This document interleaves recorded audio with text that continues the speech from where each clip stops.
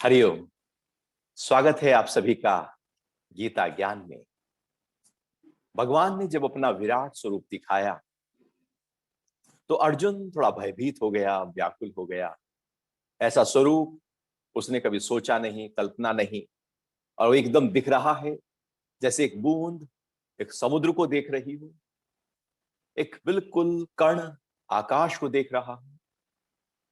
इस तरह से जब अर्जुन ने जब देखा उस विशालता को, तो विशालता को देखकर भयभीत था, डरा हुआ था, व्याकुल था और हाथ जोड़कर प्रार्थना करने लगा, नमस्कार करने लगा, समर्पित हो गया, नतमस्तक हो गया, साष्टांग करने लगा, आगे पीछे ऊपर नीचे चारों तरफ से नमस्कार करने लगा, हजारों बार नमस्कार करने लगा और केवल समर्पण का भाव अर्जुन के अंदर प्रकट हो गया और क्षमा मांग रहा है भगवान से कि मैंने आपको हे कृष्ण, हे यादव, हे सकेती कहकर न जाने जीवन भर किस तरह से आपका अपमान किया था। मुझे क्षमा कीजिए, मैं आपको जान नहीं पाया था, मुझको क्षमा कीजिए। और कहा कि हे भगवान, ये आपके रूप को देखकर मैं थोड़ा व्याकुल हो रहा हूं, मुझ पर थोड़ा प्रसन्न होइए और मुझको अपना सौम्य रूप के दर्शन कराएं।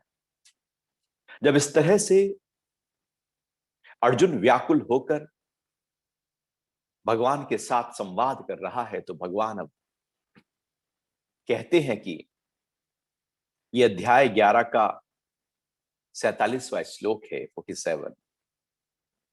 श्री भगवान बोले, हे अर्जुन, प्रसन्न होकर मैंने अपनी आत्मयोग शक्ति से यह मेरा परम तेजोमय, सबका आदि और अनंत विश्व रूप तुझे दिखाया है, जिसे तेरे अतिरिक्त किसी दूसरे ने पहले नहीं देखा था।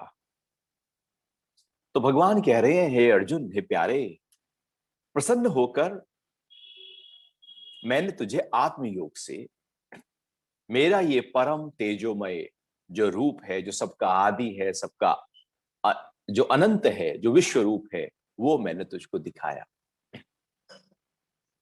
पहली बात है प्रसन्न होकर।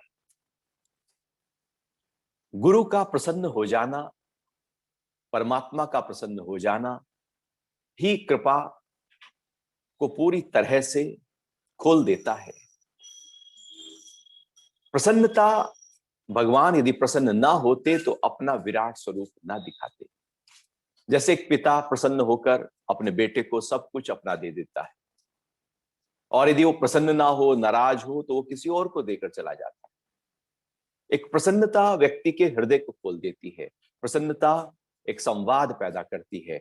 प्रसन्नता एक भाव और समता पैदा करती है। प्रसन्नता नजदीक लेकर आती है। भगवान प्रसन्न हुए हैं। और क्यों प्रसन्न हुए? अर्जुन के लिए परमात्मा प्रसन्न इसलिए हुए क्योंकि परमात्मा के लिए अर्जुन ने समर्पण पूरी तरह से कर दिया था। जब हम समर्पित हो जाते हैं किसी के प्रति तो प्रसन्न हुए बिना रह नहीं पाता। परमात्मा भी केवल और केवल यही चाहते हैं कि मुझको मेरे अलावा तेरा ध्यान किसी और में ना हो। हम भी चाहते हैं कि परमात्मा हमारे लिए प्रसन्न हो जाएं, भगवान प्रसन्न हो जाएं।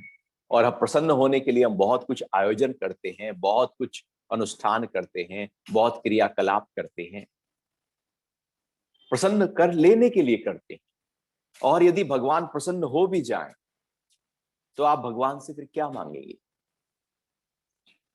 यदि आप कभी मंदिर गए किसी दिन और वहां पर आपने प्रार्थना की और भगवान प्रसन्न है और कहते हैं कि क्या चाहिए, तो अब हम क्या मांगते हैं परमात्मा से? हम शायद वही मांग लेंगे जो हमारे मन में पड़ा है, जो जीवन भर दिन भर हमारे मन में उलझन है, समस्या है, वही मांग लेंगे। जिसका अपना घर नहीं वो कहेगा भगवान मुझे घर दिलवा दो, कार नहीं तो कार दिलवा दो, शादी नहीं हो रही तो शादी करा दो, बच्चे नहीं है तो बच्चे करा दो, एडमिशन नहीं हो रहा तो एडमिशन करा दो, नौकरी नहीं है तो नौकरी दिलवा दो, और झगड़े हो रहे हैं तो वो सलटवा दो, कानूनी लड़ाई चल रही है तो वो दूर करा दो, धन नहीं है तो धन दे दो। जो नहीं है परमात्मा से एकदम वो मांग लिया जाता है। तो परमात्मा से हम जो मांगते हैं उससे पता लगता है कि हमारे मन में चल क्या रहा है। हमारी पूरी व्यथा, हमारा पूरे की पूरी वासना, हमारे पूरे विकार, जब व्यक्ति एक परमात्मा से कुछ मंदिर में जाकर मांग रहा होता है, पता लग जाता है कि उसके अंदर क्या चल रहा है। क्योंकि वो जोर से बोलकर नहीं मांगता, वहां तो सब मंदिर में भीड़ है, सब अपना अपना मांग रहे हैं। भला परमात्मा के विराट स्वरूप को कौन मांग रहा है? भगवान अपना विश्व रूप दर्शन मुझे कराएं, अपनी विराटता से मेरा परिचय कराएं। अर्जुन ने तो ऐसे ही किया था। अर्जुन ने तो नहीं कहा कि मुझे जिता देना महाभारत युद्ध में। अर्जुन ने तो कोई और अपनी कामना नहीं रखी, इसलिए भगवान प्रसन्न है। क्योंकि अर्जुन अब मुमुक्षु भाव में आकर, पूरी तरह से जिज्ञासा भाव में आकर भगवान से विनती, अनुनय विनय कर रहे थे। हम भी यदि परमात्मा को परमात्मा के लिए भजे और परमात्मा से परमात्मा को ही चाहे मांगे, तो बात अलग हो जाती है। तो हमारी जो प्रार्थना है वो शुद्ध होने लगती है। नहीं तो हमारी प्रार्थना में वासना तैरती, हमारी प्रार्थनाओं में विकार तैरते, हमारे ही विकार हम प्रार्थनाओं के माध्यम से परमात्मा तक पूरा कर लेना चाहते। हम परमात्मा को परमात्मा के लिए नहीं मांगते, बल्कि विकार को पूरा करने के लिए, अपने आप, अपने स्वार्थों को पूरा करने के लिए हम परमात्मा को भजते हैं। इसलिए भगवान कह रहे हैं कि इससे पहले किसी और ने मेरा दर्शन किया ही नहीं और कोई कर भी नहीं सकता। क्योंकि जो परमात्मा से मांगा, परमात्मा ने वो दिया, बात आई गई हो गई। फिर कोई समस्या आई, फिर हम द्वार पहुंचे, मंदिर पहुंचे, फिर मांग लिया, फिर वो पूरा हो गया। हमारी आस्था भगवान में और मजबूत हो गई कि हम जो मांगते हैं वो पूरा हो जाता है।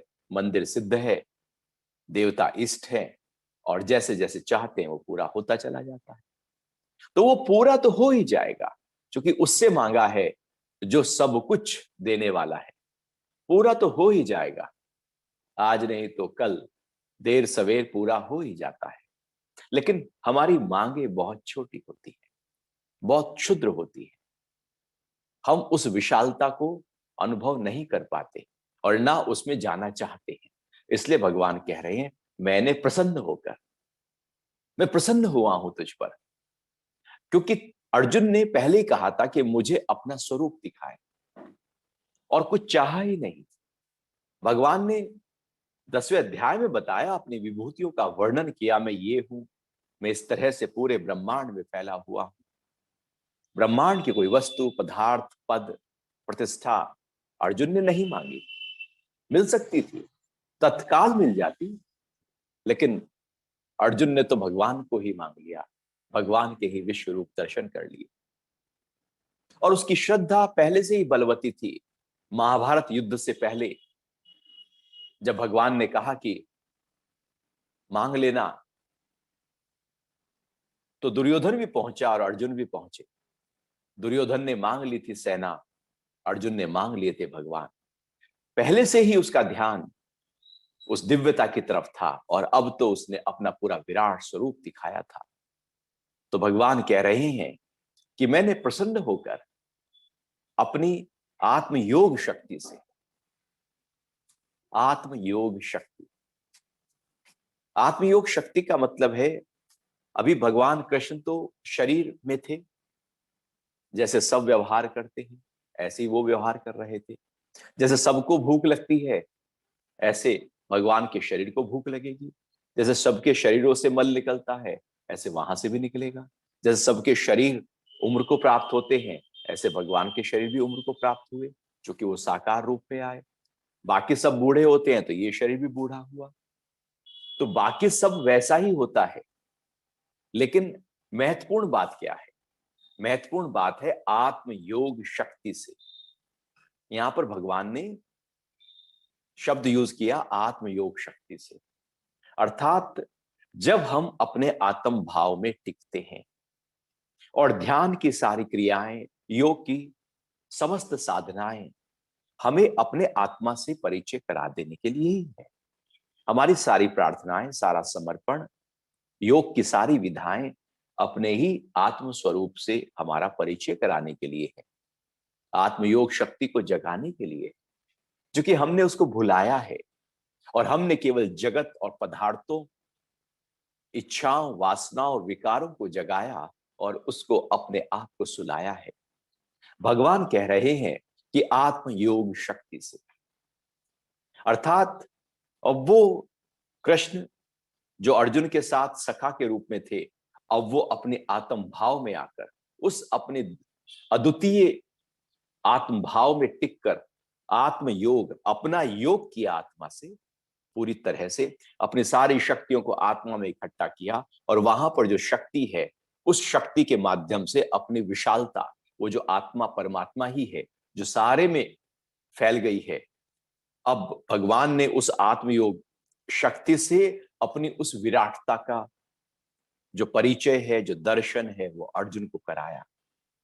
एक टेक्निक भगवान यहां पर बता रहे, एक तरीका बता रहे। वो केवल ये भी कह सकते थे कि मैंने तुझको दर्शन करा दिया, लेकिन नहीं, आत्मयोग शक्ति एक साधना, एक अनूठी साधना, एक ऐसी साधना जहां पर सबसे पहले आत्म साक्षात्कार किया जाता है, अपने स्व के भाव में टिका जाता है और फिर आत्मा का अनुभव करके उस आत्मा का उसका विस्तार कर दिया जाता है। और विस्तार इस तरह से किया जाता है कि अब वो परमात्मा का ही, जैसे एक बूंद सागर में मिल जाए तो अब वो बूंद बूंद नहीं कहलाती, अब वो सागर हो जाती है। अब वो आत्मा आत्मा नहीं कहलाती, बल्कि वो परमात्मा हो जाती है। यहां पर वही टेक्निक की बात कर रहे हैं भगवान कि आत्मा में योग किया, अर्थात आत्म योग हुआ, आत्मा में टिककर वो जो शक्ति जो पूरे ब्रह्मांड में फैली हुई है उसके साथ तादात्म्य में स्थापित करते हुए वो जो परमात्मा पूरे ब्रह्मांड में व्याप्त हैं उसको एक ही सूक्ष्म रूप में अर्जुन को दिखाया। क्योंकि जो पूरा ब्रह्मांड अपने आगोश में लिए हुए है उसको देखना तो बड़ा मुश्किल, व्यक्ति देखेगा तो थोड़ा सा ही तो देखेगा। हम भी समुद्र के किनारे खड़े होकर केवल जो दिख रहा है वही तो देख पाएंगे, आकाश को भी देखेंगे तो उतना ही तो देख पाएंगे जितना हम देख पा रहे हैं। बाकी आकाश केवल इतना ही थोड़ी है, वो तो अनंत है, वो तो अनादि है। तो जितना भी देख सके उतना देख लेते। तो अर्जुन भी दिव्य दृष्टि थी तो उस सूक्ष्मता को, वो जो साकार है उसके पीछे जो निराकार है उसको देख पाया। अन्यथा वो केवल शरीर को देख पाता भगवान के, लेकिन उसके पीछे जो निराकार और निराकार में भी जो विराटता है वो ना देख पाता। तो भगवान ने कहा कि आत्म योग शक्ति से, योगी केवल आत्म योग शक्ति में ही अपने आप को पाने के लिए, ले जाने के लिए लगे रहते हैं। और जैसे जैसे आत्म योग शक्ति की तरफ एक साधक बढ़ता चला जाता है तो महर्षि पतंजलि जो तीसरा अध्याय उसका नाम है विभूति पाद।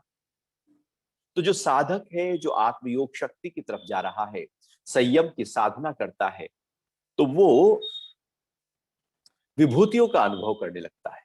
अनेक प्रकार की सिद्धियां उसके समकक्ष खड़ी हो जाती। केवल आत्मयोग शक्ति की तरफ यात्रा होने से सिद्धियां प्राप्त होने लगती। जैसे हनुमान जी के बारे में प्रसिद्ध था कि अष्ट सिद्धि नवनिधि के दाता, तो 8 सिद्धियां हैं उनके पास, अणिमा, महिमा, गरिमा, लघिमा, प्राप्ति, प्राकम्य, इशित्व, वशित्व। ये अष्ट सिद्धियां हैं। छोटा हो जाना, बड़ा हो जाना, विशाल हो जाना, हल्का हो जाना, जो चाहे वो पा लेना। अनेक प्रकार की सिद्धियां केवल उस आत्मा की यात्रा में उससे पहले ही प्राप्त हो जाती है। और जब आप उस भाव में चले जाते हैं आत्म साक्षात्कार के, तो वहां पर उस परमात्मा का वो जो विराटता है उसका अनुभव होने लगता है। और अधिकतर साधक उन्हीं सिद्धियों में अटक जाते हैं, क्योंकि उन सिद्धियों में बड़ा रस है, उन सिद्धियों में बड़ा अहंकार है, उन सिद्धियों से बहुत प्रसिद्धि है, कीर्ति है। यदि हम कोई सिद्धि आपको दिखाएं तो आप बहुत ही प्रभावित हो जाएंगे और कहेंगे वाह क्या बात है, ये तो सिद्धि है। सिद्धि दिखाने के लिए नहीं है, सिद्धि अपने स्वार्थ को पूर्ति करने के लिए नहीं है। विभूतियां दिखाकर ऐसा नहीं कि लोगों का मैं समूह इकट्ठा कर लूं, अट्रैक्शन कर लूं। यदि कोई साधक, कोई योगी, कोई सिद्ध अपनी सिद्धियों के आधार पर लोगों को प्रभावित कर रहा है, तो वो अपनी शक्ति का गलत प्रयोग कर रहा है। वो उसकी शक्ति वहीं पर उन सिद्धियों का जैसे ही दिखावा होगा वही लुप्त हो जाएगी, वो शक्ति खत्म हो जाएगी। क्योंकि सिद्धियां दिखावे के लिए तो है ही नहीं, वो तो केवल और केवल इतना ही है कि जैसे रास्ते पे आप चल रहे हो और एक माइल स्टोन आता है और कहता है कि आगरा अभी 150 किलोमीटर बाकी है। आपको उसने रास्ता दिखाया और बताया कि इतना दूर बाकी है। सिद्धियां भी ऐसे ही हैं, वो रास्ता बताती हैं कि वे यात्रा की तरफ, जिस तरफ आपको जाना है वो यात्रा सही है। सिद्धियां जब उत्पन्न होने लगे तो समझो कि साधक की यात्रा बिल्कुल सही जा रही है, और सिद्धियां ना हो तो समझो कि यात्रा में कुछ व्यवधान है। सिद्धियां केवल और केवल एक पथ प्रदर्शक की तरह केवल हमारे सामने प्रकट होती, और कहा जाता है कि कंकड़ पत्थर की तरह, जैसे रास्ते में हम चले जाते हैं अपनी मंजिल की तरफ और कंकड़ पत्थर आते हैं, तो साधक के लिए सिद्धियां कंकड़ पत्थर की तरह होती हैं। वो साधक उनको पार करके चला जाता है। परमात्मा अपनी उसी योग, आत्मयोग शक्ति, एक विराट सिद्धि, एक ऐसी विभूति की बात कर रहे हैं जिससे उन्होंने अपने स्वरूप का दर्शन अर्जुन को करा दिया। यह मेरा परम तेजोमय, सबका आदि और अनंत विश्व रूप तुझे दिखाया है, जिसे तेरे अतिरिक्त किसी दूसरे ने पहले नहीं देखा था, पहले नहीं देखा था। एक है साधक अपनी ओर से लगा हुआ है, यात्रा पर है, अध्यात्म की यात्रा पर है, अपने भीतर अंतर्मुखी यात्रा को पा चुका है। एक वो तरीका है। एक है कि वो यात्रा, वो तप, वो दान, वो साधना नहीं है, और केवल एकदम भगवान की कृपा से दिव्य दृष्टि मिली और दिव्य दृष्टि से वो एकदम साक्षात्कार हो गया। पहले किसी को मिला नहीं है यह सौभाग्य कि बिना तप के, बिना साधना के, बिना योग के, बिना किसी उपाय के, बिना किसी साधन के उस परमात्मा का अनुभव हो जाए। भगवान कह रहे हैं ये रूप पहले किसी ने देखा नहीं इस तरह से, क्योंकि मैं तुझ पर प्रसन्न हुआ हूं और तेने कहा कि मुझे स्वरूप चाहिए, तो इसलिए मैं प्रसन्न होकर तुझे अपना अद्वितीय रूप दिखाया है, और तू अकेला है जिसने ये रूप देखा है। और वैसे भी पूरे महाभारत में इतने करोड़ों लोग खड़े हैं इधर और उधर, किसी ने थोड़ी देखा। संजय भी देख रहे हैं, लेकिन वो जो दिव्यता अर्जुन को दिख रही है वो संजय को नहीं दिखाई दे सकती। दिख सकता है, लेकिन जैसे आप क्रिकेट मैच देखें और आप एक लाइव जाकर देख रहे हैं, सामने देख रहे हैं, और एक टीवी पर बैठकर देख रहे हैं, दोनों में अंतर होता है। आप किसी से बातचीत करें व्यक्ति से, और आप जूम मीटिंग करके बात करें, व्हाट्सएप कॉल करके बात करें, या आप डिजिटल से बात करें, उसमें और बिल्कुल साक्षात में 1-to-1 में बात करें, दोनों में बहुत अंतर होता है। 1-to-1 में वाइब्रेशंस होती हैं, बॉडी लैंग्वेज होती है, बहुत कुछ शरीर की भाव भंगिमाएं कह देती है, बहुत कुछ वहां पर ऐसी भाषा होती है जो एक ये भाषा है जो हम बोल रहे हैं। जो 1-to-1 होती है उसमें अनेक भाषाओं का समावेश होता है। अर्जुन लाइव देख रहे थे, एकदम साक्षात, और संजय जो है वो लाइव टेलीकास्ट देख रहे थे जो दूर से हो रहा था। तो अर्जुन ने जो अनुभूति की, जो वाइब्रेशंस अर्जुन को मिली, वो संजय को ना मिल पाए, और जो संजय को मिली, धृतराष्ट्र सुन रहे हैं, वो उसको बिल्कुल ना मिल पाएगी। तो भगवान कह रहे हैं कि ऐसा रूप किसी और ने देखा नहीं था।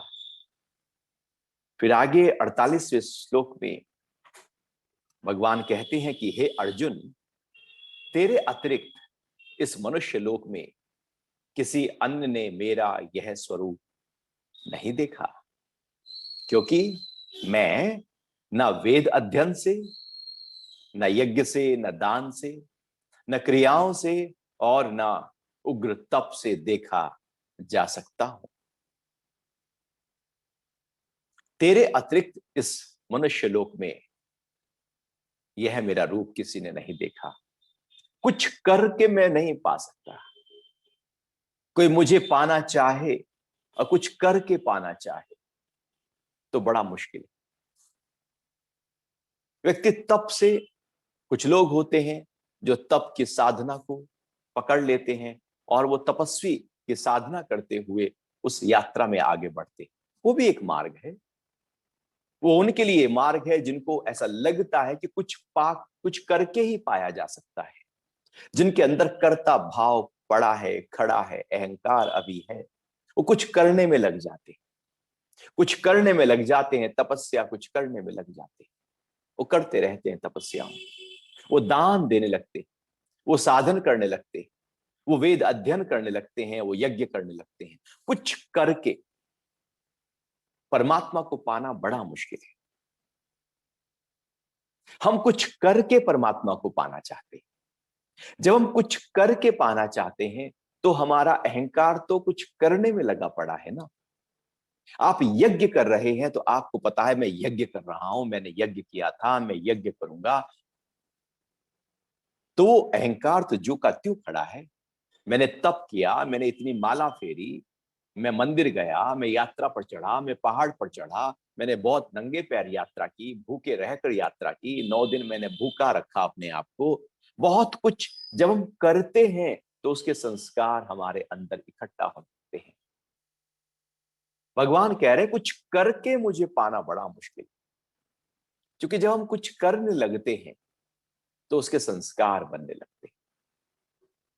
अर्जुन ने कुछ किया नहीं, उसने तप नहीं किया, यज्ञ नहीं किया, दान नहीं दिया, वेद अध्ययन नहीं किया, उसने तो कुछ भी नहीं किया, लेकिन दर्शन फिर भी हो गए। अर्जुन ने केवल समर्पण किया है। समर्पण चूंकि परमात्मा को यत्नों के माध्यम से प्राप्त नहीं किया जा सकता, यत्न साध्य साधना यह नहीं है।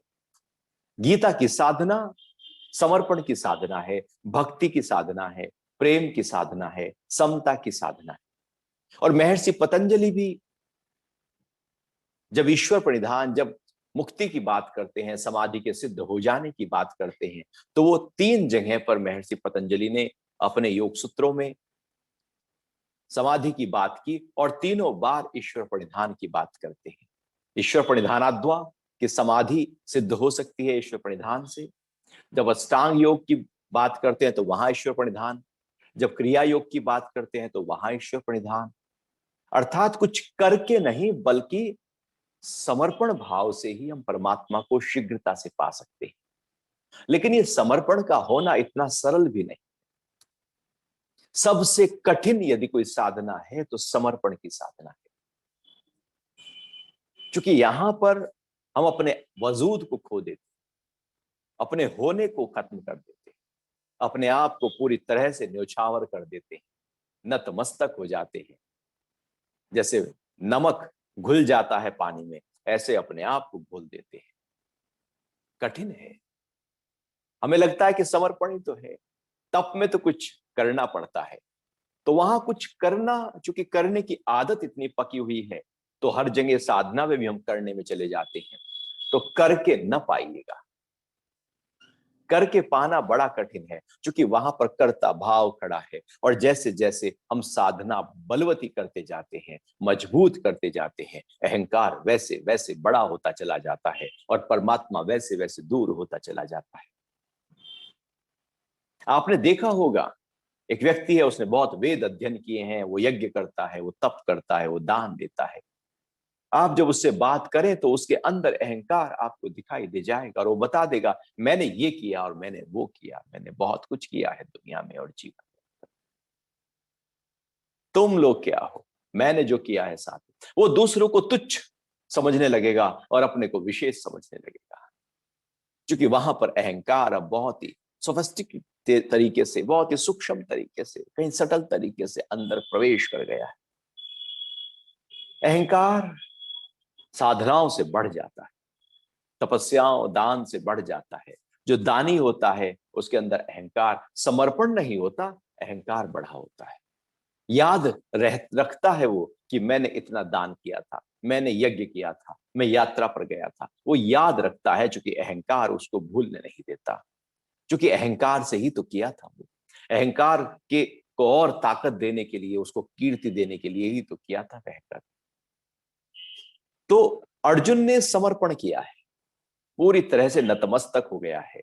इसलिए भगवान कह रहे हैं कि यह जो रूप मेरा है, ये केवल तैने देखा है, बाकी सब लोग तो लगे हुए हैं।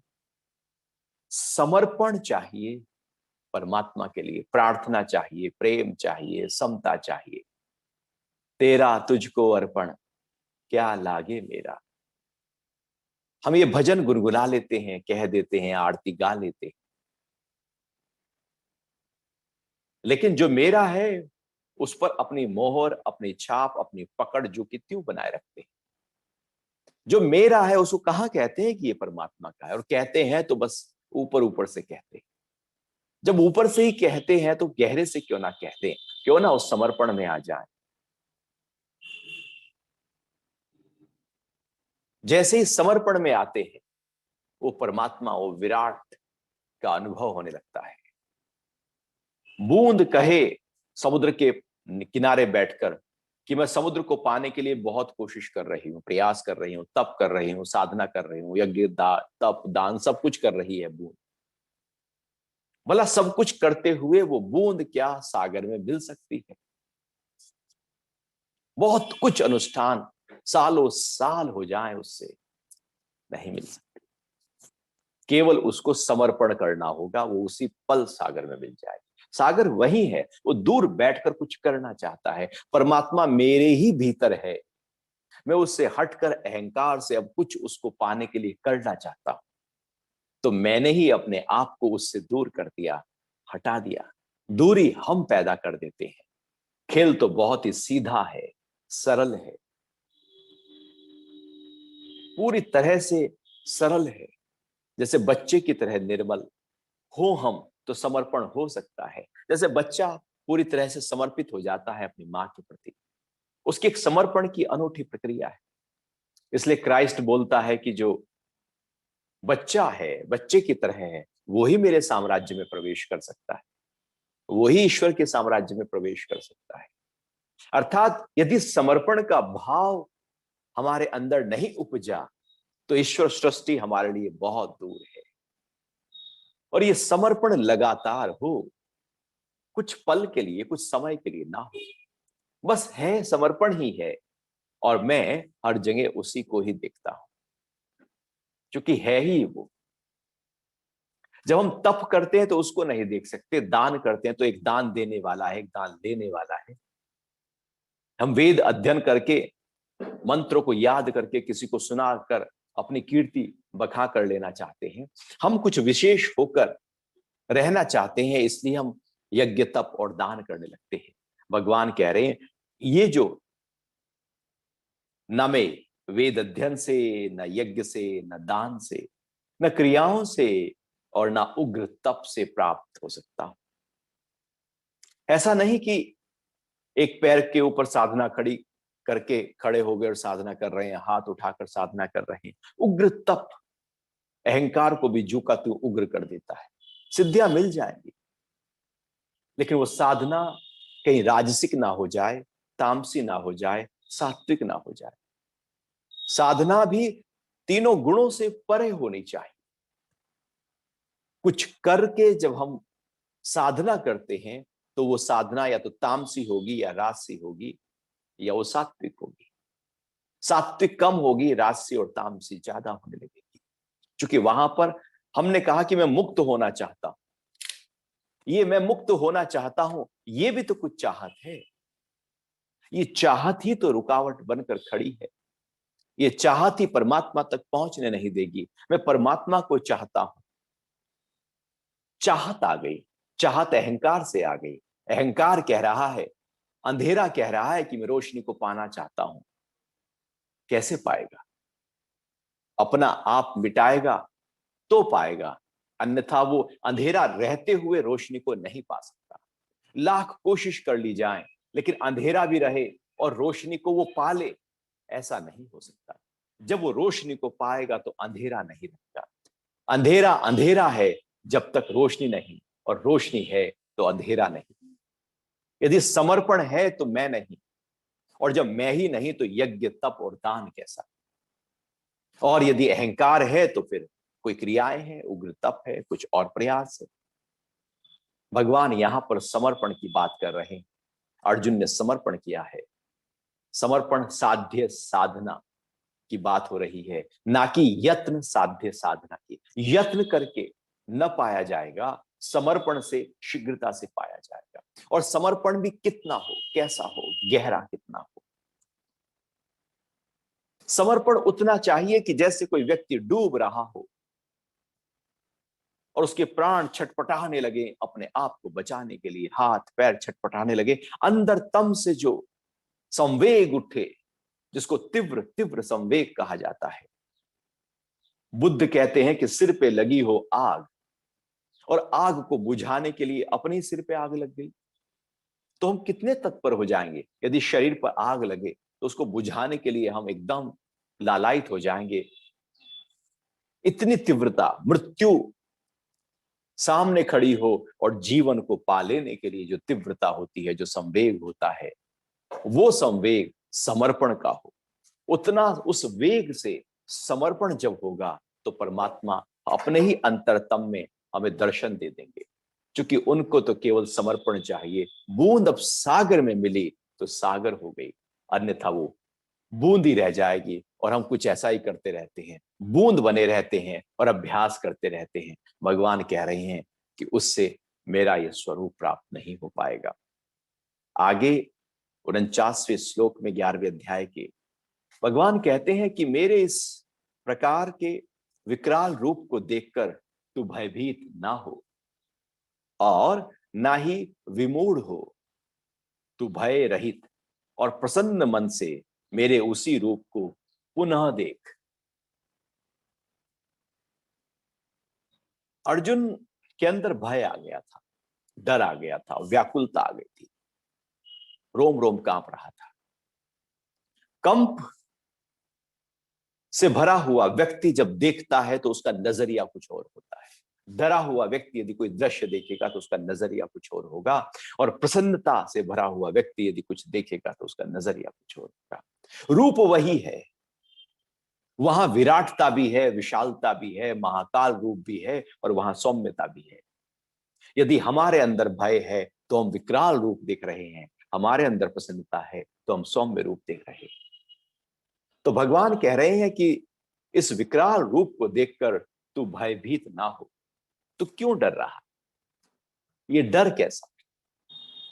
असलियत में भय बॉडी कॉन्शियसनेस से पैदा होता है। जब मैं कुछ हूं तो डर पैदा होता है। भय अभिनिवेश है।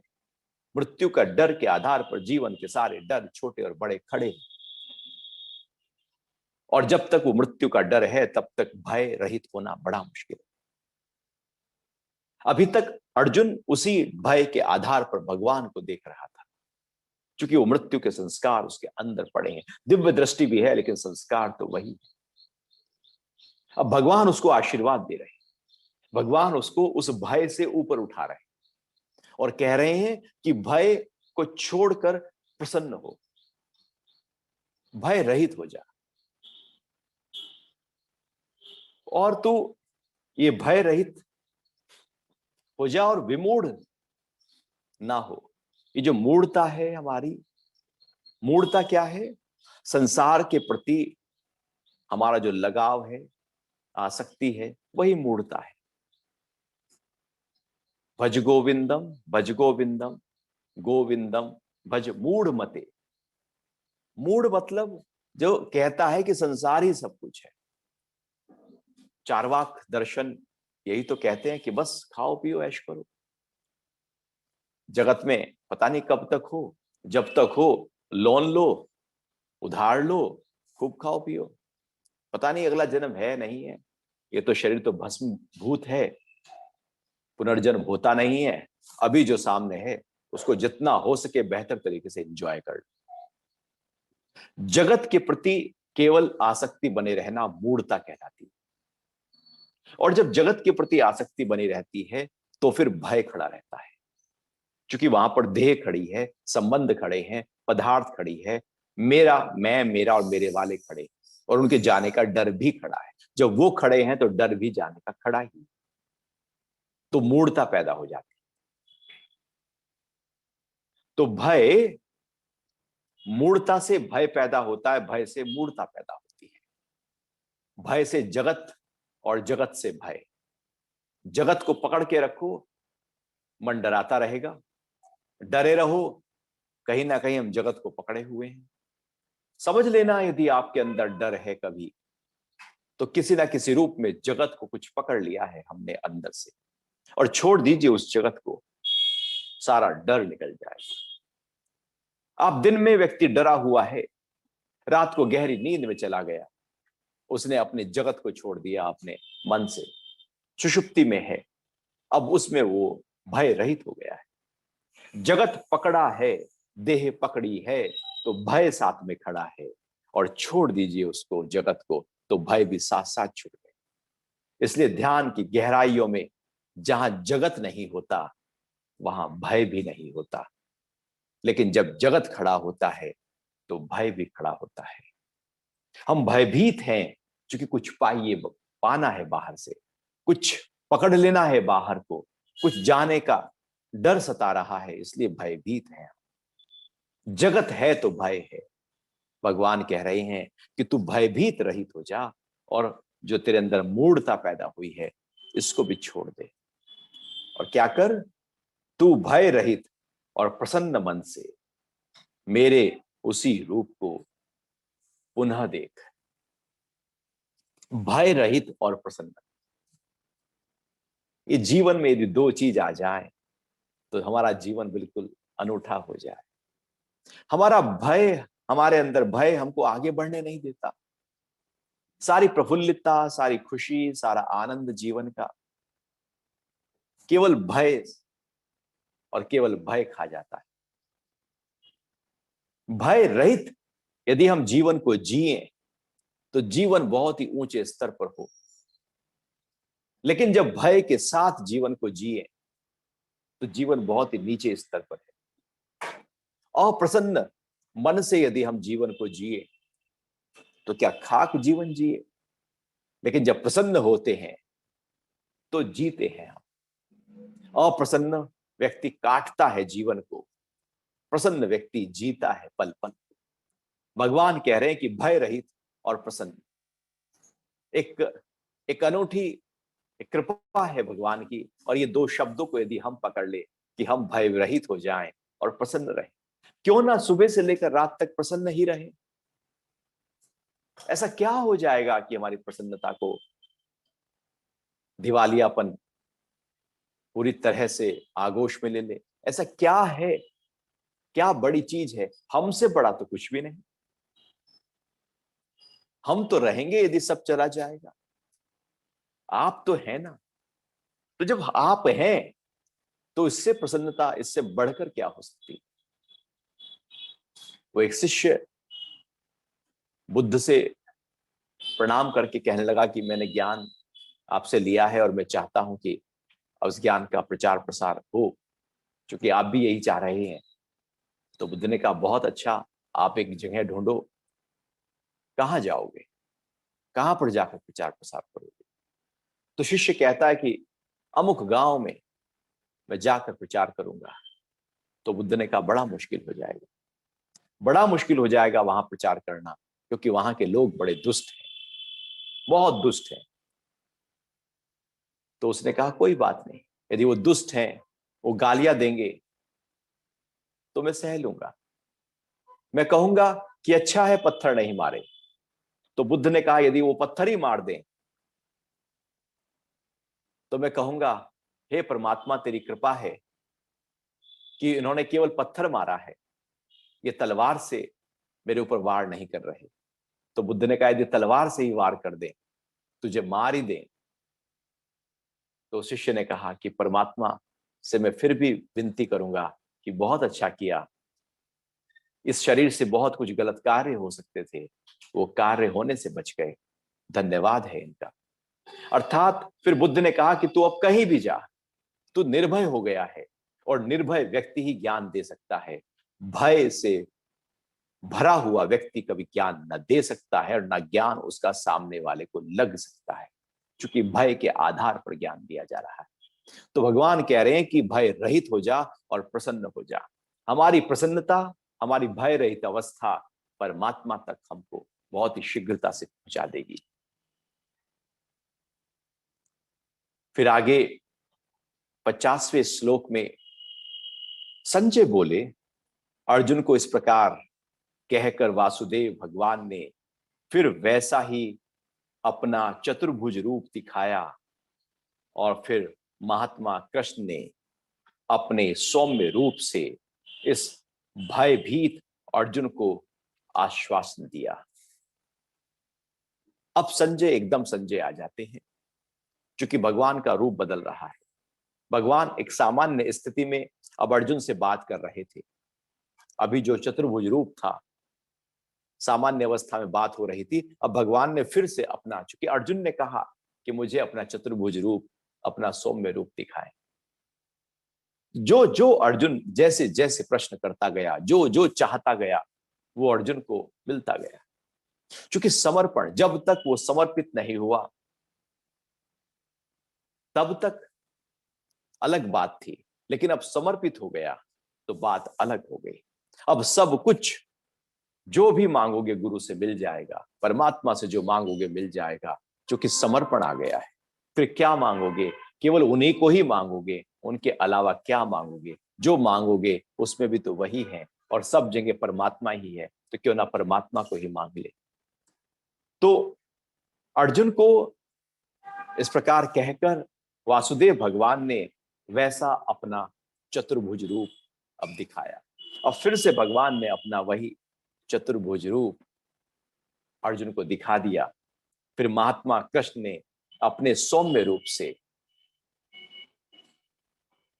चतुर्भुज रूप था, सौम्य रूप था, एक रूप था जो विराटता का था, विकराल था, उससे अर्जुन व्याकुल हो गया, भयभीत हो गया।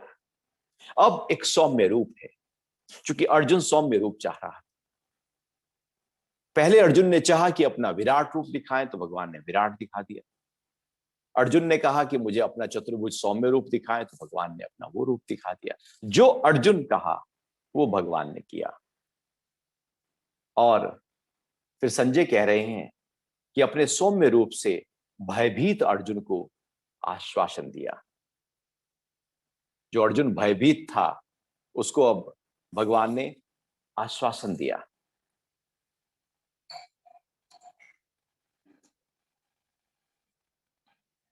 फिर अर्जुन अपनी बात आगे रखते हैं, और इस चर्चा को हम अगले सत्संग में आगे बढ़ाएंगे। अभी आपका कोई भाव उठ रहा हो तो उस पर बात कर सकते हैं। नमस्कार सुरक्षित जी। हरिओम। हमारे सभी दर्शकों का स्वागत है। मैं हूं आपके साथ हिला गोस्वामी। तो जो सबसे पहला सवाल आ रहा है, दर्शक पूछ रहे हैं, क्या बाकी पांडवों को कभी पता लग पाया कि माधव खुद ईश्वर हैं? ईश्वर का पता लगना कि वो ईश्वर है और ईश्वर के साक्षात हो जाना बहुत अंतर है।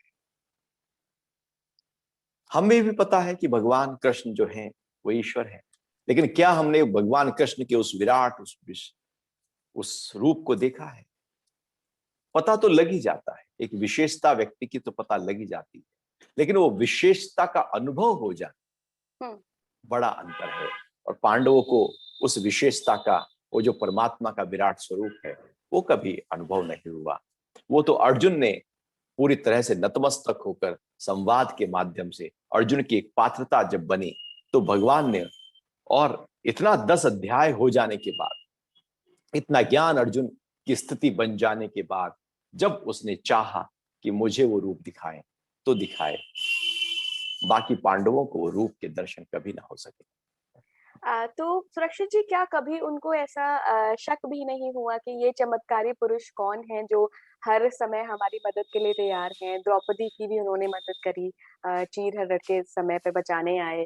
तो कभी उनको ऐसा ऐसी शंका नहीं हुई कि ये तो कोई चमत्कारी पुरुष नहीं हो सकते, ये तो खुद साक्षात ईश्वर हैं?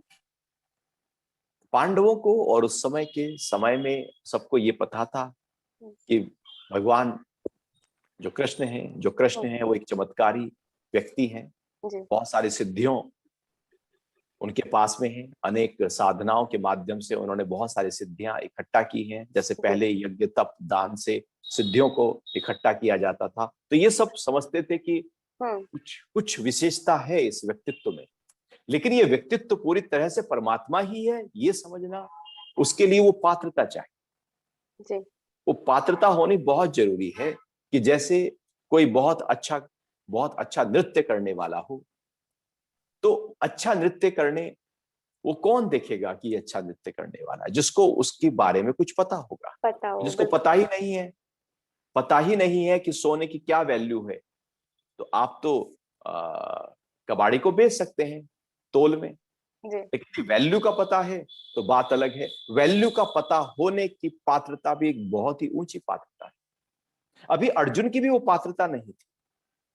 भगवान ने धीरे धीरे उस पात्रता तक उसको पहुंचाया कि जिससे वो विराटता को देख सके। उस समय बाकी कोई कोई जो उस पात्रता को प्राप्त करता जा रहा था, वही भगवान को ये जान पा रहा था कि ये स्वयं साक्षात परमात्मा है। अन्यथा बड़ा मुश्किल था। भीष्म पितामह अंत समय में जब भगवान ने ज्ञान दिया तो देख पा रहे थे कि ये तो साक्षात है। उससे पहले नहीं देख पा रहे थे।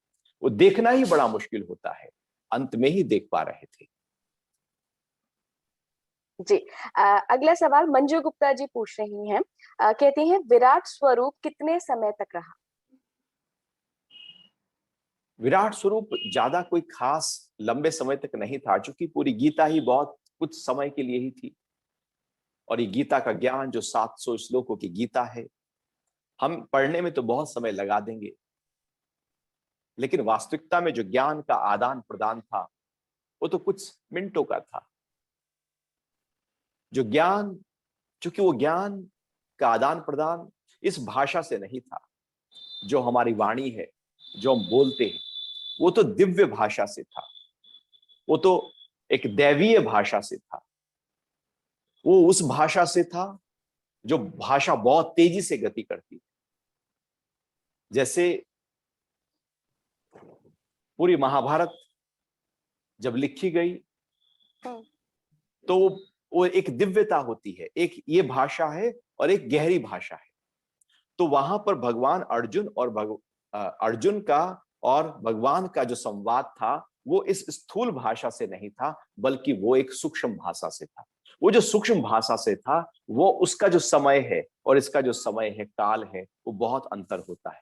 क्योंकि भगवान ने पहले ही कहा कि ब्रह्मा का जो एक दिन है वो जी, कई युग के बराबर है। जी, तो वो जो समय था हुँ, हमारे लिए, कौरव और पांडवों के लिए तो कुछ समय के लिए ही रोका गया था, हुँ, लेकिन वहां पर तो पूरे का पूरा एक पूरी गीता 700 श्लोक की हो गई। वो जो रूप था बीच में, वो तो बहुत क्षणिक था, बहुत कुछ पल के लिए था, कुछ समय के लिए था। लेकिन वो जो रूप था वो इतना अनूठा था। कई बार एक एक सेकंड बहुत भारी पड़ जाता है, हुँ, कई बार मिनटों भी बहुत सरलता से निकल जाते। अर्जुन के लिए वो बहुत ही विशाल स्वरूप बहुत देर तक रहा। लेकिन यदि हम इन चमकी आंखों से देखें तो वो समय बहुत कम समय के लिए रहा। जी, क्योंकि सबका अपना अपना समय होता है। मच्छर सुबह पैदा होता है, शाम को मर जाता है, उसका पूरा लाइफ स्पैन पूरा हो गया, उसके अपने 100 साल पूरे हो गए। हमारे 100 साल बहुत लंबे हैं मच्छर की अपेक्षा। तो काल बिल्कुल अलग अलग तरीके से कार्य करता है। हम किस स्तर पर खड़े हैं उस स्तर पर कार्य करेगा। अभी भगवान और अर्जुन दोनों ही बॉडी कॉन्शियसनेस से ऊपर उठकर संवाद कर रहे थे, तो वहां पर ये काल नहीं था, वहां पर एक दूसरा और सूक्ष्म काल खड़ा हो गया था। समय लंबे समय था, लेकिन वो हमारे लिए सूक्ष्म समय था। तभी तो लंबे समय होने के कारण ही तो अर्जुन ने पूरी भगवान के विराट स्वरूप का वर्णन कर पाया। जी, उन्होंने जी, देखा और फिर वो वर्णन करने लगा पूरे जी। 11वें अध्याय में। जी, अगला सवाल विद्या जी का आ रहा है। कह रही हैं, प्रणाम गुरुजी। जीवन में हर पल आसक्ति है, लगाव है। किसी भी प्रकार की आसक्ति से मुक्ति कैसे प्राप्त की जाए? जीवन में आसक्ति है, लगाव है, क्या करें कि आसक्ति हटे? जी। प्रेम, प्रेम और केवल प्रेम। प्रार्थना और समर्पण जब जीवन में बढ़ता चला जाएगा तो आसक्ति घटती चली जाएगी।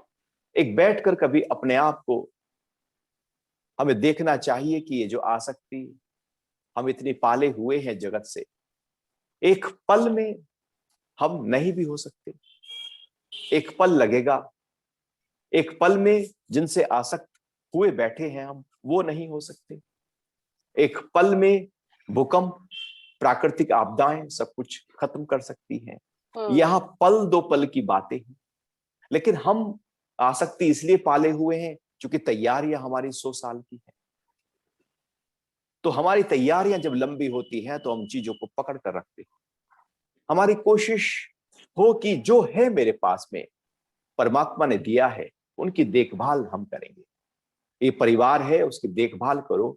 आपके पास धन है, संपदा है, उसकी देखभाल करो, व्यवस्था करो, क्योंकि परमात्मा से, प्रारब्ध से आपको मिली है। उसमें आसक्त होकर क्यों बैठ जाए? जैसे एक कैशियर है, वो बैंक में नोट गिन रहा है, क्या वो उन इतने सारे ट्रांजैक्शन दिन भर वो नोट का लेन देन कर रहा है? क्या वो आसक्त यदि हो जाए उन रुपयों से तो वो जी पाएगा? वो तो परेशान हो जाएगा। अनासक्त होकर ही वो अपना कार्य कर सकता है। एक कोई ट्रस्ट है, उसमें जो ट्रस्टी है, वो जो ट्रस्ट की सारी प्रॉपर्टी है वो ट्रस्टी की थोड़ी है, वो केवल उसकी देखभाल कर रहे। ट्रस्ट की प्रॉपर्टी पूरे भारत की प्रॉपर्टी होती है, हर व्यक्ति की होती है। वो केवल देखभाल के लिए लोग हैं, जैसे धर्मशाला देखभाल के लिए। इसी तरह से केवल और केवल जब हम देखभाल करते हैं जो हमसे जुड़ी हुई चीजें हैं, तो आसक्ति नहीं रहती। जैसे एक नर्स एक पेशेंट की संभाल कर रही है, देखभाल कर रही है, पूरा दिन देखभाल कर रही है, बिना आसक्ति के कर रही है। एक दाई, एक नैनी देखभाल कर रही है बच्चे की, पूरी तरह से देखभाल हो रही है, लेकिन बिना आसक्ति के कर रही है। तो आसक्ति दुख देगी, परेशानी देगी, झंझट देगी, उलझन देगी, और एंजॉय नहीं कर सकते हम चीजों को। क्योंकि आसक्त होकर अब उसकी देखभाल में हमने कहा कि यदि खोया, ये गया, ये जाएगा, तो फिर लगता है कि मेरे से कुछ चला गया। आसक्ति पल पल हिलाती रहती है। लेकिन आसक्ति से ऊपर उठकर जब हम अनासक्त हो जाते हैं, हम प्रेम में आ जाते हैं, हम समर्पण में आ जाते हैं, और फिर हम जीवन को जीते हैं, तो वहां पर हमारी आसक्ति डिसॉल्व होती चली जाती है। क्योंकि आसक्ति अहंकार से पैदा होती है, और अहंकार दुख का कारण बनकर खड़ा हो जाता है। इसलिए जब जीवन में बहुत ज्यादा बढ़ने लगे तो आसक्ति ज्यादा बढ़ जाती है। इसलिए अमीर व्यक्ति ज्यादा भयभीत होता है, गरीब के पास कुछ गंवाने को ही नहीं है तो वो भयभीत कम होगा। लेकिन गरीब के पास यदि झोपड़ा है तो उसकी झोपड़े में आ सकती है, अमीर के पास महल है तो उसकी महल में आ सकती है। वो कितना है वो व्यक्ति उसी में ही आसक्ति पाल लेगा। एक लंगोटी है तो व्यक्ति उसी लंगोटी में ही आसक्ति पाल लेगा, और वही आसक्ति दुख का कारण बनकर खड़ी हो जाएगी। बिल्कुल। तो अगला कोशिश ये हो कि आसक्ति से ऊपर उठकर जी आप प्रेम में आ जाए। जी जी। अगला सवाल जीत जी का है। पूछ रहे हैं, गुरुजी सिद्धियां क्या है? गृहस्थ जीवन में सिद्धियों का क्या प्रभाव पड़ता है? अभी सिद्धियां क्या हैं और गृहस्थ जीवन में सिद्धियों का क्या प्रभाव है? सिद्धियों को जान लेना एक अलग बात है, सिद्धियों को पा लेना एक दूसरी बात है। जी। सिद्धि को पा लेने के लिए महर्षि पतंजलि तीसरे अध्याय में विभूति पाद का वर्णन कर रहे हैं। सिद्धियां तो साधना के बाद है ना, पहले तो स्टेप साधना है ना, और साधना तो मन को साधने की है ना। अभी मन ही भाग रहा है तो सिद्धियों को केवल सुन लेने से कोई फायदा नहीं है। हमारी कोशिश हमारी साधना में हो, हमारा हमारा समर्पण भाव हमारे मन को ठहराव दे, और जैसे जैसे हम साधना में बढ़ते चले जाएंगे, आप खुद ही थोड़ी मोटी छोटी मोटी सिद्धियों का अनुभव करना प्रारंभ कर देंगे।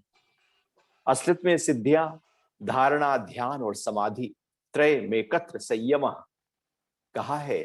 जब धारणा, ध्यान और समाधि एक स्थान पर इकट्ठी करके साधना की जाती है, जो साधक धारणा को सिद्ध कर लेता है, देश बंधस चित्तस्य धारणा, जो उसका मन, उसके संकल्प, उसकी धारणा बहुत बलवती हो जाती है और वो जहां चाहे अपने मन को स्थापित कर देता है, अपने शरीर में, अपने चक्रों में या कहीं बाहर, पूरी तरह से मजबूती के साथ स्थापित करने की कला जब डेवलप हो जाए, वो धारणा कहलाती है। फिर वो धारणा लगातार टिकी रहे वहां पर, वो मन, वो संकल्प वहां पर लगातार टिका रहे, उसको ध्यान कहा जाता है। और वो जो ध्यान लगातार टिका रहे तो व्यक्ति अपना आपा भूल जाता है, केवल जहां पर संकल्प किया है केवल वही दिखाई देने लगता है, उसको समाधि कहा जाता है। तो धारणा और ध्यान, साथ में समाधि, तीनों का इकट्ठा जब अभ्यास किया जाता है उसको संयम कहते हैं। तो संयम से फिर सिद्धियों की प्राप्ति होती। तो पहले हमें धारणा को बलवती करना होगा, ध्यान को मजबूती देनी होगी, समाधि को मजबूती देनी होगी, फिर तीनों का सामंजस्य एक तरीका होता है कि किस तरह से महर्षि पतंजलि उसके टेक्निक्स को बताते हैं कि किस तरह से फिर कौन सी सिद्धि, कहां पर ध्यान लगाना है और वहां पर ध्यान लगाने से कौन सी सिद्धि आपको मिलेगी। वो एकदम उसी टेक्निक के माध्यम से, उस तरीके के माध्यम से जब आप साधना में जाएंगे तो सिद्धियां प्राप्त होने लगती हैं। लेकिन उससे पहले बहुत प्रैक्टिस चाहिए, धारणा की, ध्यान की और समाधि की। और धारणा, ध्यान, समाधि से पहले हमको यम, जिसमें अहिंसा, सत्य, अस्तेय, ब्रह्मचर्य और अपरिग्रह का साधन है, पालन है। फिर शौच, संतोष, तप, स्वाध्याय, ईश्वर परिधान, फिर आसन, फिर प्राणायाम, फिर प्रत्याहार, इनकी साधना बहुत ही मजबूती के साथ चाहिए। उसके बाद धारणा सिद्ध होती है, फिर ध्यान की सिद्धि चाहिए, फिर समाधि की सिद्धि चाहिए, उसके बाद संयम प्राप्त होते हैं और सिद्धियां प्रकट हो जाती है जीवन में। क्या सुरक्षित जी, मनोकामना पूर्ति के लिए भी जो लोग साधना करते हैं, ये साधना और जो आप साधना बता रहे हैं जिसके इतने हाँ सारे बिल्कुल, स्टेप हैं। मनोकामना पूर्ति के लिए जो साधना की जाती है, गीता में भगवान ने आगे बताई।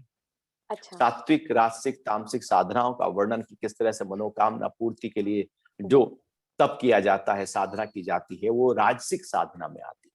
अच्छा। वो साधना सात्विक ना हो पाएगी, वो राजसिक हो पाएगी, क्योंकि हमने उसमें कुछ स्वार्थ चाहिए। जी जी। और यदि वो ऐसी साधना हम कर रहे हैं कि दूसरे का नुकसान चाहिए, दूसरे का अहित हो जाए, ऐसा कोई अनुष्ठान कर रहे हैं, तो साधना तामसी हो जाएगी। और केवल प्रार्थना के लिए प्रार्थना हो रही है तो साधना सात्विक हो जाएगी। तो मनोकामना पूर्ति के लिए की गई साधना मनोकामना पूर्ति कर देगी, क्योंकि संकल्प वहां पर मजबूत होने लगता है। लेकिन उससे परमात्मा का कोई लेना देना नहीं है, परमात्मा ना मिल पाएंगे। जी जी, तो ये पूरा जो खेल है ये हरिओम। परमात्मा को प्राप्त करने का ही है। बहुत बहुत धन्यवाद सुरक्षित जी इस बेहतरीन चर्चा में जुड़ने के लिए। मुझे लगता है जितने सारे आज सवाल आए सभी दर्शक संतुष्ट होंगे, सबने आपको धन्यवाद भी कहा है दोबारा कमेंट करके। तो अब हम जुड़ेंगे आपसे सुरक्षित जी शनिवार सुबह 8 बजे यानी कि कल। तो आप सभी जुड़ना मत भूलिए, क्योंकि कल भी एक बेहतरीन चर्चा होगी, गीता ज्ञान होगा और सुरक्षित जी हमारे साथ मौजूद होंगे। तब तक के लिए आप अपना ध्यान रखिए, अपने अपनों का ध्यान रखिए। Stay safe, stay healthy. नमस्कार। हरिओम, जय श्री कृष्णा।